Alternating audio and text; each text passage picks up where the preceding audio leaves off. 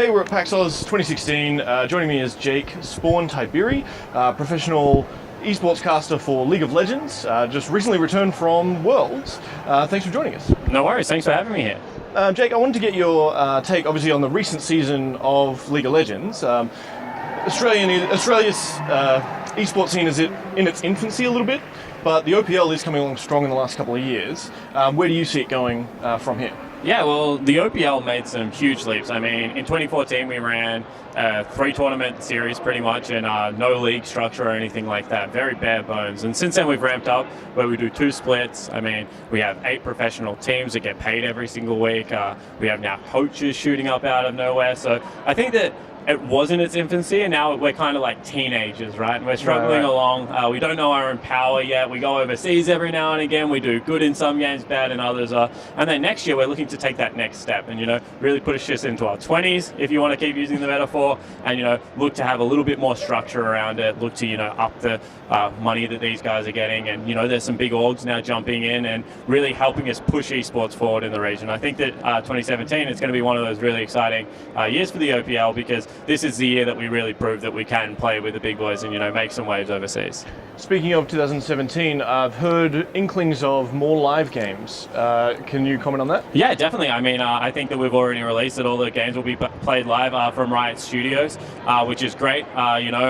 Getting all the 8 teams up there, close proximity to each other. We're hoping that it improves scrim environment. We're hoping that it removes a lot of the nerves that we get when we send these teams overseas, because, playing in front of people is a completely different experience, having to look across the room to the person you're playing against, as opposed to, sitting in your bedroom or something like that. So we're really hoping that this is one of the things to take OS to the next level. And do you envision the rise of team houses and things like that? Because obviously some of these players are having to relocate to Sydney to accommodate these live games. Yeah, definitely. And look, we're not enforcing team houses. We think that there are pros and cons to team houses, and that each org needs to make up their own mind. I mean, if they want to fly their players up to Sydney, have Melbourne location, or whether they want to just bring them together once a week. The only hard requirement is, on game day you have to be in the studio. I think that a lot of people will go to team houses, however, because in the past, in other regions like North America, Korea, things like that, team houses have rapidly improved the quality of games, both League of Legends and, in the past, things like StarCraft. So I really do think that that is the direction that a lot of teams will go, and hopefully with that, the quality of gameplay overall rises up as well. Speaking of the quality of the teams and where the teams are going, obviously we saw news of Direwolves being bought by an investor, Guinevere Capital, obviously the LG team, I believe. Do you see a rise of that in Australia? Because we have been seeing that overseas. Yeah, I think that it's one of those times where investors, when you start having these big leads, start having a look around and seeing where they can make their mark on it. Now, Direwolves is going to be the first team that moves into that territory, and now with all that backing, we're seeing whether Nathan and the Direwolves team can really take it to the next level and fight for that top spot. If there is success in it, I assume it's only natural for that to keep progressing along, and infrastructure around the teams to increase. In saying that, I think that the Chiefs as an organisation have proven that right now you don't necessarily have to have a huge backing to be able to pick up good players. They're already in a gaming house and they're doing well overseas. So I think it's going to be a mixture of these young organic organisations like the Chiefs, like the Legacy, going up against now powerhouses coming in and attaching themselves to sponsors like LG and the Direwolves, and it's going to be interesting to see who comes out ahead, because even in North America we still have teams like Team Solo Mid, and Andy Din was a League of Legends player himself, and he runs the most successful North American team. However, there are teams like the Immortal that have big capitalist backing, and they're also making waves. So it is these 2 different kinds of ownership structures that do come together and make a very exciting league. I guess we'll just find out which one works better on the Rift. Oh, even if they do work better, right? I'm sure there's going to be success stories and failures from both sides, and I guess that's what makes it really fun, because narrative, especially as a shoutcaster, is always going to be exciting. So I'm really looking forward to seeing what Direwolves does now with the support structure around them. Well, as you mentioned it, you're a shoutcaster. Let's take a step back to that. How did you get started? So how I got started as a shoutcaster, also really funny. I just failed as a pro player, pretty much. So I really wanted to play professionally. I was a jungler and just wasn't good enough. So then I moved into coaching and shoutcasting, and then I knew Atlas because he had casted some of my games, and he was like, "Do you want to give it a shot?" And I was like, "Yeah, sure. This sounds fantastic." And we just ground a lot of VODs. I mean, it sounds silly, but, with 5 viewers on Twitch just sitting there talking to each other about League of Legends, and then slowly that increased, and then Riot recognized it and, put me on Winter, which was my first ever Riot gig, and did some ACLs and things around that with the ESL guys, and from there it kind of just moved up and onwards. But honestly, at the start of it, I was just sitting in front of my computer with Atlas on Skype, talking about League of Legends. Is something that I still love doing. Obviously, you're talking at a couple of panels, and you are at a couple of booths this year at PAX.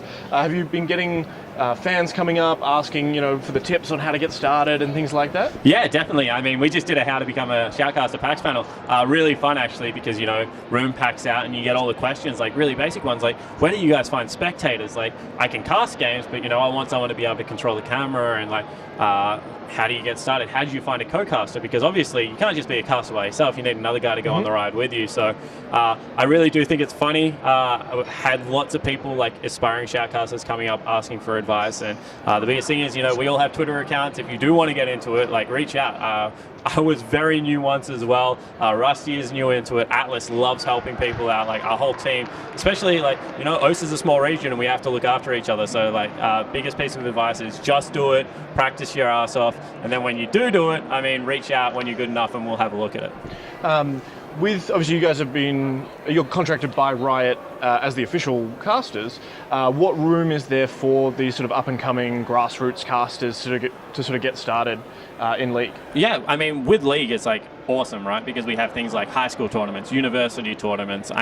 We still have the OOL, the OCS, and the OPL. There's way too much League of Legends for me to cast by myself. We do the LPL out of the Sydney office as well, which is the Chinese league. So honestly, like, we're still looking for casters. It's definitely still a growing industry. And if you like League of Legends and you like other games, there's great organizations also out there, that do multiple games as well. So there's a lot of growth to go overseas. Pastry Time's now in North American LCS. He was an Oceanic caster. Yep. Papa Smithy was an Oceanic caster. He works for OGN, does games like Hearthstone and Overwatch as well. So I think it's one of those things that obviously we love League casters, and Riot Games is always there to support people like that. But there's also, like, it's a huge growing industry, right? And eSports is everywhere now. Yeah. With Worlds this year, obviously there was multiple channels tuned in. There was sort of a noob channel. So if you don't know the basics, you can sort of get a gentle push in. There's, I think, Riot Games 1 was sort of the main action. Of course, there's different languages and things like that. Where do you see that broadcasting going? So what's the evolution of that? Do we just get more channels, or maybe interactivity? I know other games are looking at similar kind of things. Yeah, and we did a 3D stream at Worlds as well, where you could also kind of sit with the analyst desk and you can, like, have different access to different parts of the crowd. And I think that the next step really is, I look at the kind of ESPN channels and things like that, where you can pick the commentary, but then you can also, like, pick how you're watching the game. Are you watching from the sideline? Are you watching from that bird's eye view? Are you following a certain player? And I think the more that we can do around that, the better. In regards to, like, the actual commentary itself, I think that new player experience streams are, like, a must at the moment. League of Legends is a really complex game. Yeah. And I can't cater to all the audience, so I have to cater to, the people that are hardcore and invested in it, and that's where the new player experience can really be that acquisition to, drag people in and, get them hooked on the game as well. So it's about giving people, like, those different avenues to be able to engage with the game, and I think that Worlds was a good first step, but we need to keep progressing along that path. So obviously catering to the hardcore fans who are going to be hardcore fans for a long time, but then onboarding new ones as well, is what you're saying. Yeah, exactly right. And also, we did cool different streams, like where if you're a jungler, we just follow junglers around, or if you are interested in learning how to play mid lane, we had a couple of streams where it's like Bjergsen versus Crown, like two of the best mid laners in the world, and you can sit there with a panel of experts and go through, like, why are these guys as good as they are. So even if you are hardcore, like, not everyone's hardcore in the same way. Some people, even in, like, grassroots sports, if you like football, like, if you're a backman and you want to learn how to play like full back, if you have the opportunity to just follow around some of the best fullbacks in the world, that's going to help you with that. So I think that there is just, League is such a versatile game, and our biggest advantage is the fact that everything's online, so we can manipulate and give different views and slow up, speed up, slow down, do all these really cool things that as a grassroots sport, like, it's much harder to do this because they're actually in a real life space, whereas we're on the digital. So I think that, as I said, there are so many cool things that we can do with the game, and that we will continue to experiment with and see what works best. Do you know if Riot or League of Legends is entering into the fantasy league space? I know obviously other websites are doing that already, pulling data. Do they have, do they access APIs from Riot, do you know, or anything like that? Yeah, we definitely have like stats APIs and things like that. I use them as a caster to be able to be like, how many CS does this guy get a minute? How much damage does he do? You're not just remembering Yeah, it. exactly right. So we do have those kind of tools. We have at the moment, we have a fantasy league on North America and Europe. I think it's something that would be really cool to bring to OS because honestly, like I love things like that. Like I have an NBA fantasy team. I have everyone does the Herald Sun kind of contest for the AFL as well. So I think that, I don't know if we have any concrete plans for it, but I hope so. As a fan of the You've heard it here now. It's as a fan of the game, like if that was to come, bring it on. I'll take everyone, but that would be really fun. Excellent. And with the teams, obviously, a lot of the players usually are on the younger side compared to, say, professional athletes. What do you see as sort of that, in 20 years, where are eSport professionals going to be? Yeah, and that's really interesting, right? Because I always say we need good coaches now because they need, like these kids, like some of them young as 17, some of them, getting towards mid-20s, but have played video games for like 5 years now. The biggest thing that we need is like those positive role models that are coaches and like can explain to them that whilst this is a video game and it's huge for you, like you need balance in your life. You need to be able to hit the gym. You need to go out and spend time with friends. You also need to have like money management skills and stuff like that. So I really think in 20 years we're in a spot where hopefully it's much more like, I don't want to say like, I'm looking for the right word, like as an AFL player, as a cricketer, you go to training, you hang out with your teammates, but you also go home. You also see your family. You also get life skills. Exactly right. Investment, coaching, and that's what I want out of it, right? I want these guys to be able to practice in a safe environment. Like, I want the injuries to stop. I want them also to, have access to, sports psychologists and all those things, whilst also having a career path after esports. Because, as much as playing video games is fun, you get to like 30, 35 years old, maybe you don't want to do it anymore. Like, I want them to be able to transition into like either a company like Riot Games where they can add value as an expert or as a shoutcaster,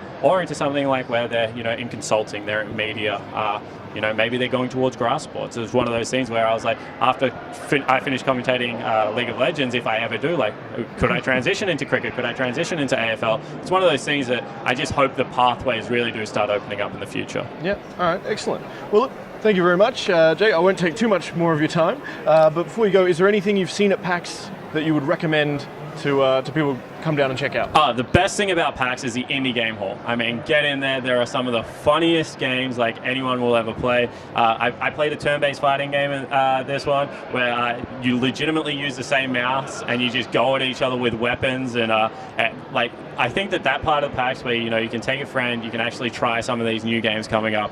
It's where you have the most fun, and I think that's what really drew me into PAX in the first place, and it will keep me coming back because just seeing the new technology, seeing the new games is just it's really eye-opening. Excellent. All right, thanks for your time, man. No worries, thank you. All the best.